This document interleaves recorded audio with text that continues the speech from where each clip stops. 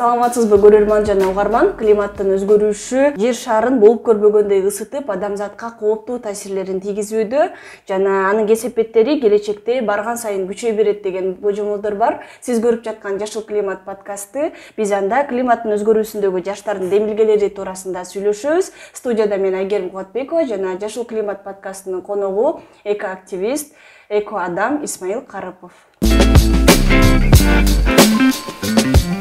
Мындан бир канча жыл мурда сиз айтып чыккан, көтөрүп жаткан мындай экологиялык көйгөйлөр, климаттын өзгөрүшүнө жараша ыңгайлашуу боюнча аракеттер менен учурдагы маселелерде айырмачылыктар барбы? Чын айтсам, чоң. Мындайча айтканда, эгерде жумуш жагынан карап келсек, илгери мынчалык чоң жумуш иш-чаралар өткөрүлгөн эмес болчу. Азыр болсо жаштар жагынан жаштар кантип ушул жаштардын колунан болуп жүргөнүн баарын карап келсек, чоң иш-чара өтүп атат да. Көп нерселер. Мындайча айтканда, мурун ошол эле онлайн тараптан карасак, 1-2 эле баракча бар болчу. Эко десем, эко баракча же эко бирдинке болот. Азыр эко деп Инстаграмга жазсаңар, 100дөн ашык баракчалар чыгат. Көбүнчө баракчанын баары ошо жаштар өткөрөт. Активдүү, кээбиркилер активдүү жазышат, кээбиркилер пассивдүү. Бирок кандай болсо дагы онлайндагы, офлайнда жашоодо азыркы учурда жаштар жакшы иш-чараларды аткарып келатат. Чын эле сиз айткандай, биз жаштардын кыймылдары көбөйгөнүн, атайын андай уюмдардын пайда болгонун көрүп атабыз. Сурайын дегеним, бул алар көтөргөн көйгөйлөр башында, мисалы, таштандылар эле болсо, азыр балким башка деңгээлге, башка маселелерди көтөрүп жатат. Эмнелерди азыр алар алып чыгып атышат? Мага ушул кайсы жери жагат жана кайсы жерибиз жакпайт айтып кетейин. Биринчи кайсы жерибиз жагат. Мындайча айтканда, биз түшүнүп жатабыз, көйгөй чоң. Бул көйгөй бир эле маселе эмес. Таштанды, климаттын өзгөрүшү, температуранын көтөрүлүшү, флора фаунанын өлүп жатканы жана экоцид деп коет. Бул экосистеманын бир нерсе туура эмес кетип баратса, как доминода оңчук бар эле го, оюн мынтип ыргытып койсоң, как это цепочка болуп өтүп кете берет да. Ошондой эле, ошону биз түшүнүп жатабыз, что бул туура эмес, анан ошол жаштардын неси жагат. Ошону түшүнгөндөн ар кайсы жактан иштегени аракет жасашат. Биринчи климаттын өзгөрүшү, температуранын көтөрүлүшү жана таштанды жактан. Бирок эмне жерибиз жакшы, не то что жаман деп айта албайм.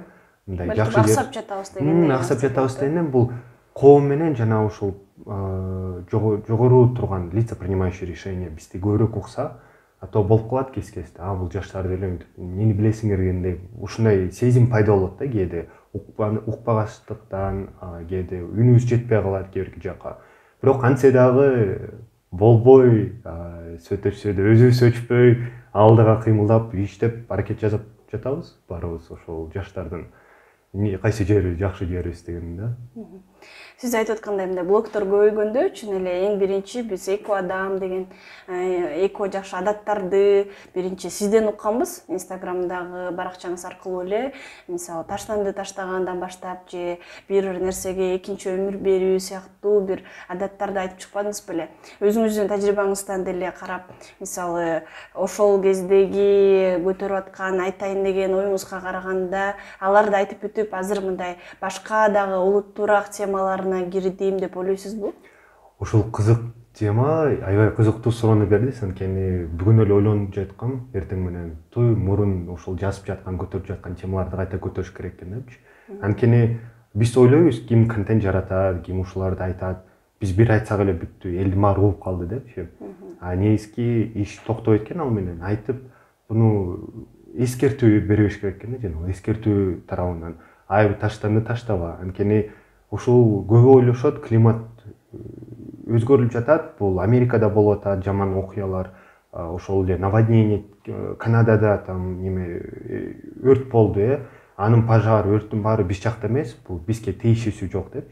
Бирок карап келгенде аябай чоң тиешеси бар. Азыр кыштан ар бир кышыбыз биздин каар аз болуп атат, туурабы? Мисалы, жазында күн аябай ызып атат. Жайында биз азыр көл жок эле, эч кыла албай калдык го, кондиционерди кучактап элечи. Демек, бунун баары билдирип жатат, биздин чоң климаттын өзгөрүшү бизге да тиешеси тийип атат, таасири болуп атат да. Анан ошол эле мурун мен эгерде климат ушундай тийгизет деп эле сүйлөсөм, азыр уже климат тийип атат деп сүйлөп калдым да. Мындай формулировкалар өзгөрүп калды, а так эмнени мурун сүйлөчү элем, ошону азыр эле сүйлөп жатам. Анан эмнени түшүндүм, бул токтобостон кайтала бериш керек экен да.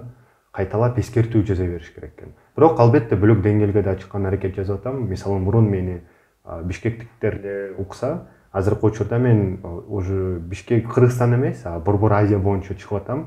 Казакстандан, Тажикстандан, Түркменистандан, Тажикстандан досторум, берки Өзбекстандан досторум жазышып калышат. Байда отурсам Москвага чакырды мени Исмаил, сиздерди билебиз, ушул Борбор Азия боюнча күчтүү жаштардын активисти экенсиз деп. Анан жаман сүйүнүп калдым да. Жакшы деп, бирок бара албай калдым. Жок, рахмат деп үнөт койдум да. Барган жокмун. Сизге окшогон эко активисттер азыр өзүңүз деле байкагандай айтып атпайсызбы, алар көбөйдү деп. Азыр алардын ичинде мындай жакшы демилгени көтөрүп жаткан, ушул демилге дагы уланыш керек, пайдалуу атат, натыйжасын берип атат деген демилгелер кайсылар? Азыр чоң иш чараны жасап келаткан бул баарын кечирип коюңуздар, тилекке каршы эгерде эсиме келбей калса, жаштардын кимин эсте албай калсам, бирок жаштар климаты үчүн деген студенты за зеленую молодежь Кыргызстана деген неме бар. Мындай студенттер деп коеюн.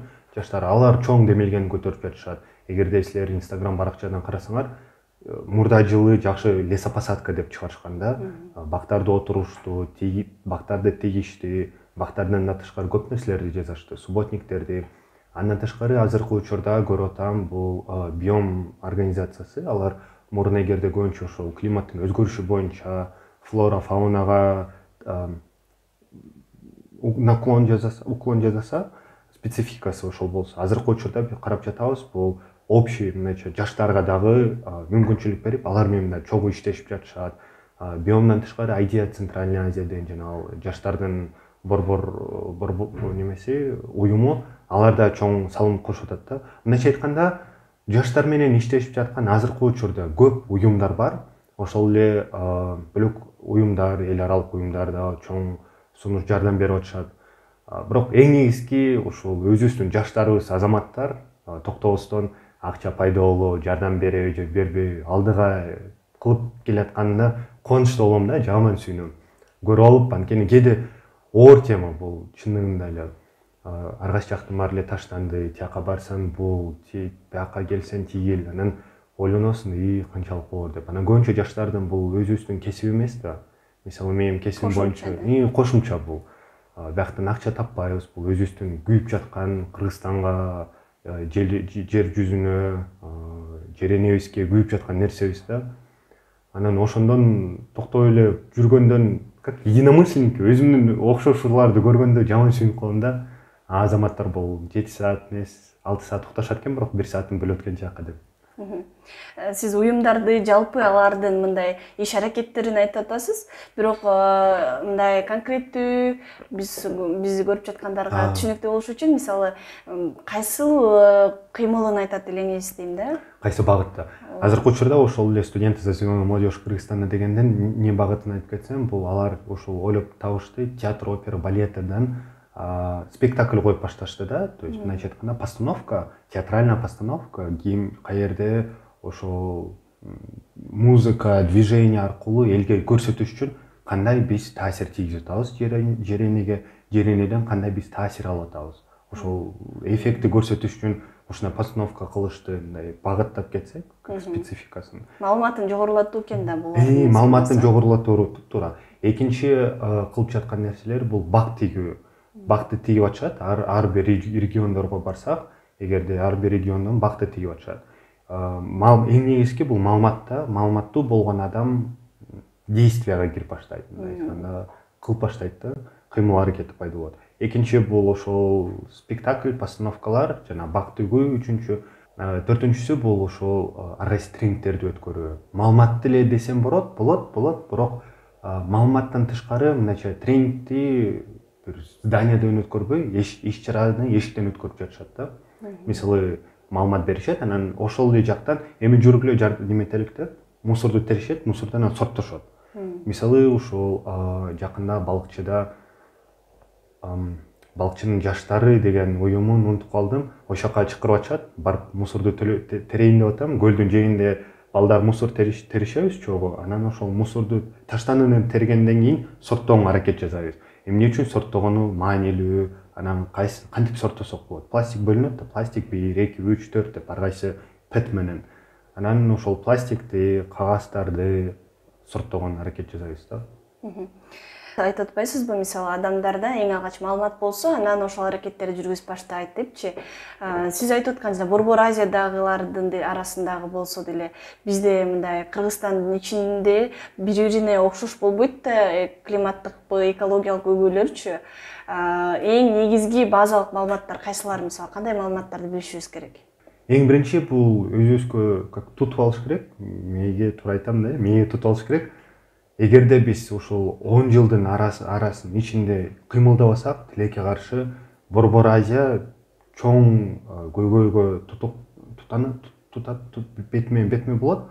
Анткени Кыргызстанда, Борбор Азия боюнча Кыргызстан менен Тажикстанда эки эле өлкөдө ушул суу ресурстары бар да, чоң суу ресурстары. Климаттын өзгөрүшү биз көрүп жатканда эле биздин ошол мөңгүлөр ээрип атат. 10 жылдын арасында биз эчтеке кылбасак, 20-30 жылдын арасында жаман кыйналабыз. Өтө чоң кыйналыш болот. Бул только биздин эле Кыргызстан үчүн эмес, ошол Борбор Азияда өлкөлөргө. Анткени аларга биз суу ресурс менен камдайбыз да. Бул биринчи маалыматты бериш керек. Экинчи маалымат, ойлойбуз биз таштандыны ыргытканда таасири тийбейт. Ошол эле мисалы тамекинин бычогун ыргытып коебуз, ойлойбуз, бул кичинекей эле го деп. Бирок ошол кичинекей нерсе 5 метр болобу, 10 метр болобу жерди аябай кирдеп баштайт да. Жаман заттар менен, химикалык зыян заттар менен. Анан ошол эле батарейканы кээде ойлошот. Мына момчалык эле батарейка ыргытсам эчтеке болбойт деп. Ал кичинекей батарейканын ичинде ушунчалык химикалык заттар бар, анын баары ошол 20 метрди аябай бул. Демек бунун баары ошол таштанды биздин эле кайта ден соолубузга келет. Анан жылдан жылга азыр ата-энелер тилекке каршы айтышат, балам ушул аллергик болуп калды, астма менен ооруп атат, бунусу ооруп атат. Эгерде биз статистиканы карасак, 10 жыл мурун аз болчу ооругандар. Аз эмес, азыраак дейм да, азыркыга караганда. Бунун баары эмне үчүн болуп атат? Ошол эле биз атмосфераны бузуп атабыз да. Мисалы, кышында, күзүндө смог. Смогту эмне үчүн пайда болуп атат? Биз өзүбүз эле чыгарып атабыз. Ушул ар кандай маалымат, эң негизги ушул экологиянын айта турган нерсем, эмне кылбасак бизге эле ошол кайта таасир келип тиет да. Ошон үчүн абайлап кылыш керек, ойлонуш керек. Буну ыргытсам кандай зыяны тиеби же жакшы жардам береби депчи. Сиз айтып аткандай эле ошо климаттын өзгөрүүсүндө адамдардын түзбү же кыйыр түрдөгү бир кылган аракеттеринен улам келип чыгып атат дегенди айтып атпайсызбы? Анан бул андан ары бул көйгөйдү өрчүтпөш үчүн азыр адамдар эмнеден баш тартыш керек? Мисалы, ошол эле чектөө, негизи эле ошо экологиялык кыймылдар бул адамдарды бир чектөө сыяктуудай сезилип, мисалы, мындан баш тартабыз, тигинден баш тартабыз дегендей алып барат го. Азыр бирок эмнеден баш тартыш керек деп ойлойсуз? Ошол мага жакпайт да философия, баш тартуу дегенденчи. Анткени биз өзүбүздү чектегенден мен чектедим, жаман деп ойлош керек да, муну жакшы жеринен ойлош керек. Мен буга отказ берем, чектейм. Бирок бул жака мен өзүмө мүмкүн жакшы болом. Мисалы, ошол эле бутылканы пластикте. Мен азыр 0,5 пластикти албайм бутылканы, өзүмө дайыма көтөрүп жүргөнү алып алам бирди. Бул мен чектеп жаткан жокмун өзүмдү. Мен өзүмө ошол наоборот возможность берип атам. Акчамды топтогон, анткени ар бир алган сайын пластик акча төлөйбүз. Ошол эле 30-40 сом болуп калабы суусу. Ошол 30-40 сом мынтип кичинеден санап келсек, бир жылдын ичинде аябай чоң акча болот экен. Биз анын баарын төлөп эле бир 200 сомго мынчалык бутылка сатып алабыз, ошол менен жүрөбүз. Мисал айтып атам да. Демек өзүбүздү чектөөгө деп жаман ойлобой, наоборот жакшы ойлош керек экен да. Биз чектебейбиз, биз өзүбүзгө бирок мүмкүнчүлүк беребиз депчи. Бул биринчи. Экинчи, ар дайым маалыматка издеген аракет жасаш керек. Мындайча айтканда, эң жашыл бул ичибизден башталат да, жашыл ой, жашыл кыймыл. Анткени жаман ойлоп, бирок жашыл кыймылдаган аракет жасасак, ал баары бир мындайча айтканда жаман таасир тийгизет да. Демек, жаман ойлогондон баш тарткыла, биринчи, жакшы ойлогонго аракет жасагыла, экинчи, буюрса баары жакшы болот деп окуп кете бериңиздер. Мисалы, Instagram баракчадан болобу, кайсы жактан. Анан аны текшериш керек да. дайыма азыр маалымат көптүгүнөн толтура фейк маалыматтар жаралып жатат, туура эмес маалыматтар, тастыкталган эмес маалыматтар. Анын баарын текшериш керек. Демек, биринчи бул өзүңөрдү как это настраивать этип, экинчисин бул маалыматты издеп, окуп маалыматты, үчүнчүсүн аны тастыктап. Маалымат адам алар менен, билбейм, ушул психикалык түрдө өзүбүз ушундай иштейт го. Мээде бир маалымат пайда болор менен ал действияга келип баштайт экен да. Мисалы болот го, биз кээде жөнүнө отурабыз, сууну ойлоп койсок, суу ичкибиз келет. Ошондой эле болот да. Отуруп ойлонуп баштасак, ушул экология, ушундай жашыл климат деп ойлоп баштасак, ошого аракет жасап аны кыймылдап баштайбыз да. Демек, сиз жана айткандай, биринчи маалымат болсо, андан кийин кыймылдар келет. Сиз айткандай, жашыл көндүмдөр биринчи ойдо биз аң сезимибизде аны сезе алсак, аны кыймыл аракетибизди жасай алабыз деген жакшы ойду айттыңыз. Анан, демек, дагы деле жашыл көндүмдөр, дагы деле актуалдуу, аң сезимди колдонуучу болуу дегендер дагы деле актуалдуу экен да. Анан өзүңүздүн тажрыйбаңыздан бөлүшүп кетсеңиз, мисалы, азыркы бир суу ичүү бир кыскача мисалды айтпадыңызбы? Ушул сыяктуу адамдар кайсыны мынтип өзүнүн жашоосуна киргизсе болот? Кээде билбей деле аны колдоно бериши мүмкүн да, анын канчалык зыян экенин эсептеп көрбөгөндүктөнчү. Ошон үчүн өзүңүздүн тажрыйбаңызды айтсаңыз, балким аны да башкалар өзүнүн жашоосуна киргизип көрүшөт. Азыр актуалдуу болуш керек. Бул ошол эле пластик бутылканы биз көлгө барганда ойношот го балдар, пластикти истешип, ыргытышып. Ойлойбуз, бул биздин муну точно табабыз, алып чыгабыз деп. Бирок толтура ошол көлдүн түбүндө пластик, мусор калып калат экен да. Анын баары кийин бизге эле жаман зыян болуп, анткени пластик кичинекей микропластикка бөлүнөт да. Ал эч жака кетпейт. Ал ошол эле микропластикка бөлүнүп, кайта эле биздин организмге кирет да. Демек, ошол биринчиден бул таштандын ар кайсы жака таштагандан алыстагыла. Экинчиден бул мисалы мен эртең менен турганда жылуу суу ичем, 1 стакан. Анан жылуу сууну ичкенден кийин эле сразу ойлоп баштайм өзүмө. Так, мен молодец, азаматмын, өзүмө суу денеме киргиздим. Демек, айлана чөйрөдө кайсы суу эмнеге киргизсем дагы болот деп. Суу боюнча аябай көп ушул мисалдар бар да, анткени суу биздин жашообузда туп-тура да. Анан үйдө гүлдү сугарып баштайм. Мага ушундай таасир жакшы жардам бере турган привычкам да. Экинчиси бул үйдөн кээде коноктор келип калат, колун жууп атканда сууну шаркыратып агып коюшат. Жаман жиним келет. Айтам, Кыргызстанда 400 аймак суу жетпей, аны агып жөнүнө бекер кетирип атабыз. Жапкылы үнөмдөгүлө деп. Биринчи бул сууну үнөмдөө дегенде бул мисалы күнүгө сууга түшкүлө, бирок экономдеп түшсөңөр, үнөмдөп жардам берет.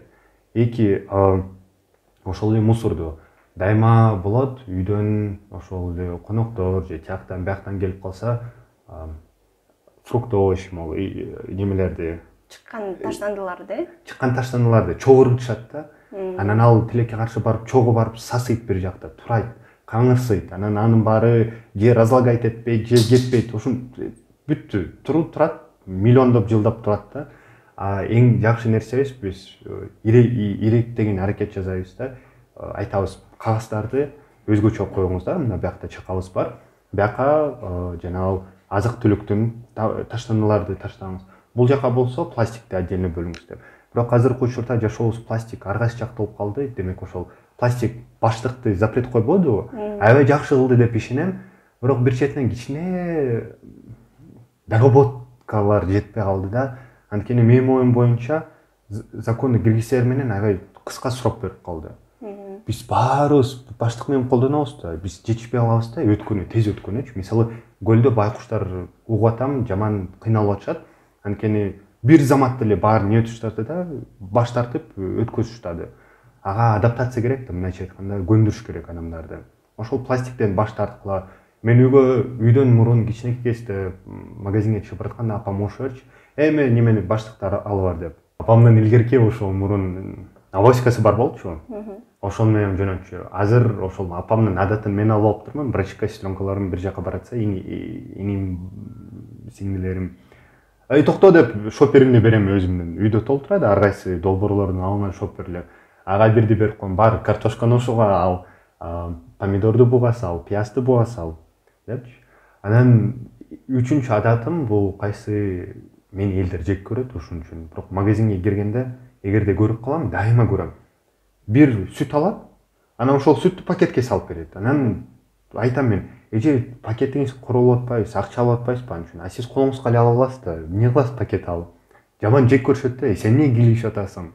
Бирок тоже мындайча айтканда, бир-эки адамга көрсөтүп койсоң, алар мээни сактап калышат да.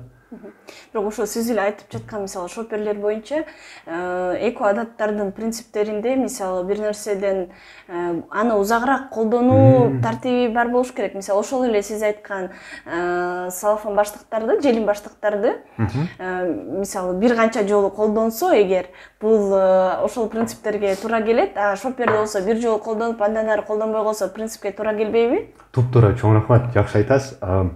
Ойлошот, мен эко адам болгум келип атат эсиме. Ошо мен шопер сатып алдым, буну кылып алдым, тини сатып алдым деп.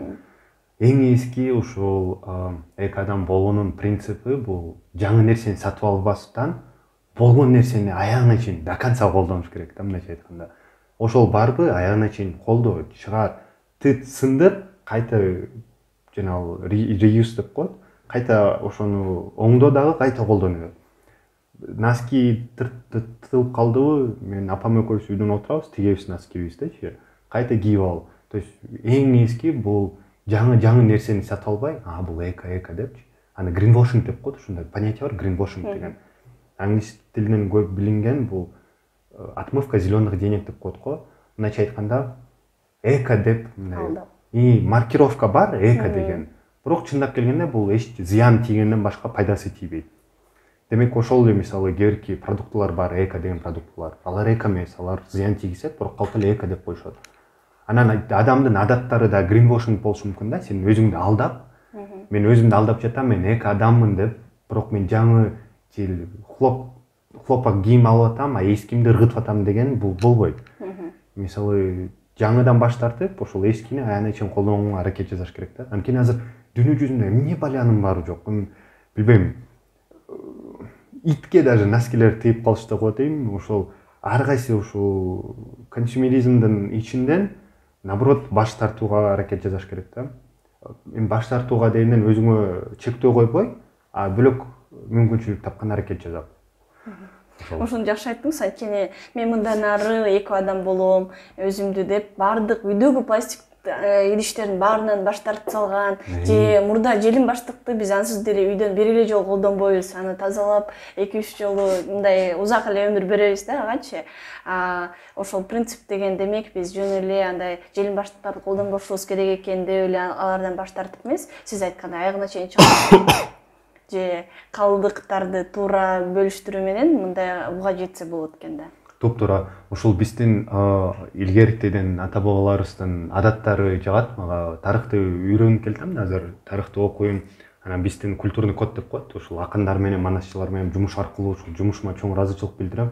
Жумуш аркылуу биз ар кайсы манасчылар, акындар менен сүйлөшөбүз. Анан сүйлөшүп келатканда ушул угам илгери боз үйдө биз тиккенден кийин анан жашап бөлөк жакка көчүп баратканда артыбыздан эчтеке калчу эмес экен. Баарын үнөмдөп, баарын аягына чейин оңдоп, тазалап, жыйнап, реттеп, ордуна коюп, анан ошол өсүп турган чөптү кайта суу чачып, өссүн дальше деп кетишкенбиз да.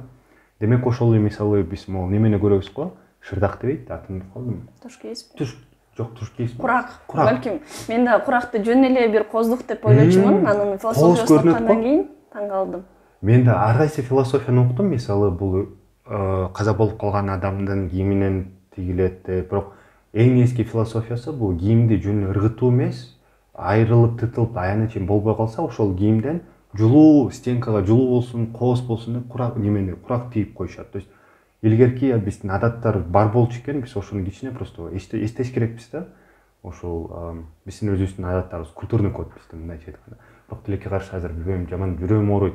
Тоого чыксаң эле муз таштанды, арак, бутылка, тамеки, салфетка, влажный, сухой, бүт, памперс.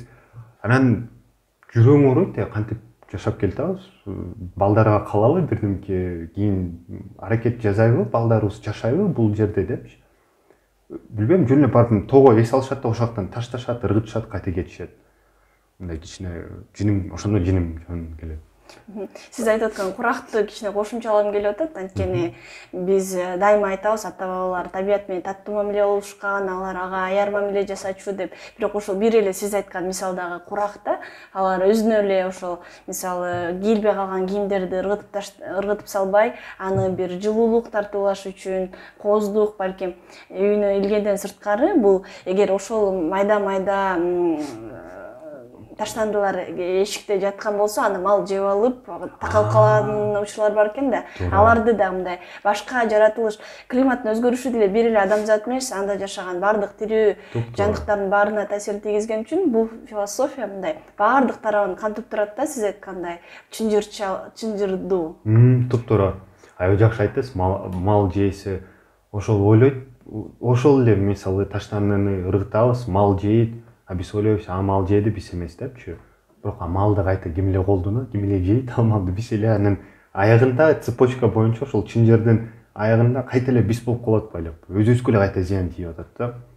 Эгерде эч нерсеге мындай жашыл климаттык кыймыл аракет жасагыңар келбесе, ойлонуп көрсөңүздөр, кайта эле силерге эле таасир тиет дегенден адам кыймылдап баштайт болуш керек деп ойлойм. Ошол Мен да кийинки суроом ушундай болмок. Мисалы, биздин эң чоң көйгөйүбүз бул климаттын өзгөрүүсү мага таасирин тийгизбейт дегенден деп айтпадыкпы? Анан биз бүгүн сөз кылып аткан климаттын өзгөрүүсү жаштарга кандайча таасир тийгизиши мүмкүн?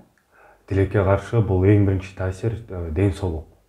Биз ойлойбуз го, ушул Кыргызстаныбыз эгерде өнүксүн, өссүн десек, бул эң биринчи ресурстар да, адамдын ресурстары. Бул биз. Демек, жаштар күчтүү болуш үчүн, жаштар акылдуу болуш үчүн, ден соолуктуу болуш үчүн ошол климаттан аябай көп нерсе таасир тийгизет да. Демек, климатты биз өзгөртүп, жашылдатсак, биздин да ден соолугубуз чындайт, өзүбүз аябай жакшы туруктуу болуп калабыз да. Биз туруктуу болор менен эле баары өнүгүп өсөт деп ишенем буюрса. Мындайча айтканда, ден соолук болор менен иш чара кылган аракетиңе күч пайда болот. Бул биринчиден. Экинчи, жаштар, кайсы суроонун нересин унутуп калдым, башын учута. Климаттын өзгөрүшү жаштарга кандайча таасир тийгизет? Ошо биринчи бул тилекке каршы ден соолукка, экинчи ментальный жактан, анткени азыр эгерде жаштардан сурап көрсөңөр, көп жаштар азыр аял албайт, күйөөгө тийгиси келбейт, балдарды төрөгөнү келгиси келбейт да. Анан мен ошо сурап калам, ким климатты изилдейт, алардан сурайм, мен курактуу эле балдар, кыздар, анан ошо балалуу болуңар келтабы, тиндей мындай деп сураганда жок дешет. Анан эмнеге десем, тилекке каршы 10 жылдан кийин биз аябай көйгөй чоң болот дейт. Биз кыйналып баштайбыз дейт. Эл жүзүм бүт баары кыйналат, баарыбыз тилекке каршы, жаман айтышат, өлөргө мындай вот калабыз дегенден, анан айтышат, байкуш баланы жаратып алып биз эмне кылабыз депчи. Анан мен карап келсем, бул байкуш адамдар, байкуш в смысле не в плохом смысле, а вот ошол билген маалыматты билген үчүн ичинен ойлоно беришет экен да. Келе жаткан 5 жылдын ичинде эмне болот, мөңгөлөр эрийт, Кыргызстан эмне болот, дүйнө жүзү эмне болот, кандай ошол көйгөйлөргө биз чалдыктай туш болобуз. Анан экинчи, бул биринчи ден соолук болсо физический, экинчи ментальный жактан аябай жаман чалдыктуу болот экен да жаштаргачы. Үчүнчү, бул тилекке каршы ошол эле жаштардын үнүн уккусу келбейби же атайын угушпайбы билбейм. Кээде жаштар ушул жакшы нерсени көтөрүшөт, жакшы нерсеге кылган аракет жасайт, бирок эч ким укпай коет да. Жашсың депчи. Ошол стереотиптен алыс болсок жакшы болот эле да. Ошол 3 нерсени чыгармактын алдыгачы. Чоң рахмат. Анан климаттын өзгөрүшүнө негизи биз анын терс кесепеттерин азайтып, ага ыңгайлашуу, адаптация жолуна барышыбыз керек деп айтып атпайбызбы? Азыр биз кантип ыңгайлашуу жолдорун таап, эмнелерди жасашыбыз керек деп ойлойсуз? Эң биринчи, мындай ачык айта албайм да, анткени көп нерселер бар, көп суроолор бар, көп ачык суроолор бар. Бирок айта турган нерсем бул биринчиден, эгерде жаш адам, жаш балдар ата эне угуп жатса, азыр мисалы жаш балдарыңар, кыздарыңар аракет жасап баштаса, колдоо. Эң биринчи колдоо, ушул жаштарга колдоо жетишпейт го дейм. Анткени ар дайым каяка барып сен уруш, таяк, тил угасың, а бирок эч кимден сылык сөз укпайсың, азаматсың, жакшы, молодец, ишиңе ийгилик дегенденчи аз уккан, көбүнчө урушуп эле турушат. Анан ошол урушкандан баш тартып колдоого аракет жасагыла деп биринчи айта турган нерсем. Экинчи сүйүү, ошол колдоо пайда болор менен эле баары жакшы болот го деп эсептейм. Колдоо көрсөткөндөн кийин бала өзү эле иштеп баштайт да, өзү эле. Экинчи бул үнөмдөө, мындайча айтканда, үнөмдөп баштасак, бүт көйгөй суроолордон суу болобу, азык түлүк болобу, эмне болобу үнөмдөсөк, свет болобу бизге эле кайта жакшы таасир тийгизет, жакшы жардам берет. Экинчи бул жаштарга кандай жардам берсе, көбүрөөк суроону көтөрүш керек жашыл климаттын боюнча. Климаттын өзгөрүшү боюнча көбүрөөк канчалык айтсак, ошончолук правительство угат. Ичинде бизде көйгөй бар экен, жаштарга мүмкүнчүлүк бериш керек экен, жаштар кыла алат экен дегенди суроолорду угушат. Угаар менен алар мүмкүнчүлүк берет да, мындайча айтканда жаратат мүмкүнчүлүк. Биз аз болбойт деп эле жүрө берсек, эч ким укпай коет да. Ошон үчүн көбүрөөк ушул маселени көтөргөнгө аракет жасаш керек. Мындан аркы иш аракеттериңиз кандайча уланат, эмнелерди пландап жатасыз? Чынын айтып келсем, бул менин негизги жумушум эмес, негизги жашоом эмес да, кесибим эмес, бул мен ушундай кошумча болуп жаткан үчүн көп нерсени пландаштабайм. Болгону кандай эле болуп, Кудайга ишене берем, баары жакшы болот деген эле, баары жакшы болуп кете берет. Мисалы, бир айда 2-3 жолу ар кайсы жакка чакырышат. Исмаил жардам берип койчу, кел, ушинтип чогуу иш чараны өткөрөлү, кел тияка баралы, кел бияка баралы дегенден эле ушинтип кете берем. Алек болупчу. Чоң нерседен бул ишеничим бар. Кийин чоң бир магазин ачылса, Эко Адам деген. Ошонун ичинен магазиндин ичинен ар кайсы нерсени сатып алган, дүкөндүн ичинен сатып алган аракет болгондой. Эко Адам деген бүгүнкү күндө кандай болуш керек, ал эмнелерди жасайт мисалы? Көп ойлойт Эко Адамдын бул чектөө салып эле, баягы айтып кетпедимби, чектөө салып эле жашоодо депчи. Бирок Эко Адам деген бул ич дүйнөдөн башталат. Биринчи интернеттен ар кайсы негативдүү маалымат, зыян келтирүү маалыматтан алыс болууга бир Эко Адам болуу. Эки бул үнөмдөгөндөн дагы аны адатка киргизгиле да. Мисалы, эртең менен турдуңар, тишиңерди жууганда эле ошондой эле пластикти иреттегени аракет жасагыла, мусорду таштанды сорттоонун аракет жасагыла. Үчүнчү бул элге таратуу. Анткени канчалык биз көбүрөөк элге айтсак, ошончолук көбүрөөк эл бизди угат, анан биз менен чогуу болот. Бир коомдо, жашыл коомдо болот да. Жашыл коом болуп жаралат, буюрса кайта биз таза жашыл өлкө болобуз деп ишенем. Чоң рахмат сизге. Урматтуу көрөрман жана угарман, сиз Жашыл климат подкастын көрдүңүз. Бүгүн биздин студияда мейманда эко-активист, Эко Адам Исмаил Карыпов болду. Аны мен Айгерим Кубатбекова алып бардым. Кийинки жолу Жашыл климат подкастында биз климаттын өзгөрүшүнө жараша жашоо тиричиликти уюштуруу боюнча сүйлөшөбүз. Саламатта туруңуз.